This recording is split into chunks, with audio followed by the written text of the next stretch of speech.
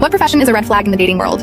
I went out on a date with an entrepreneur about 4 years ago, and the experience was traumatizing. He arrived late because he had to go home first to switch to his sports car. He pulled out his car key with a BMW logo and dropped it on the table. Rather than feeling impressed, I felt incredibly hungry after waiting half an hour for him to arrive. Throughout the night, he compared our date to his previous experiences in a condescending manner, saying things like he typically goes out with girls who are much skinnier. All I could say was, haha, is that so? He even talked about how as a business owner, he was high on the list of eligible bachelors with many options to choose from. Before I could respond, he proceeded to talk about how as a CEO, it was hard to find genuine connections since all the girls wanted him for his money. He added how success in the business world was something most women couldn't comprehend, and then paused before asking me about my profession. I told him how I was a nurse, and he randomly apologized, saying that if we were to get married, I wouldn't need to work. I sat there absolutely shaking with anger. He continued with how I would never be able to make real money as a nurse, and that I was basically just a fancy maid for sick people. In the middle of his speech, he called over a friend he had spotted across the room, and proceeded to hold a 15-minute long conversation about his amazing business in front of me. His friend appeared super uncomfortable. My date left the table when the food arrived to freshen up in the bathroom, and his friend took the opportunity to warn me to leave while I could. But before leaving, his friend added a few extra expensive liquor to the unpaid tab for the businessman, as an apology for what I went through. Unsurprisingly, that CEO continued having a hard time finding someone willing to marry. What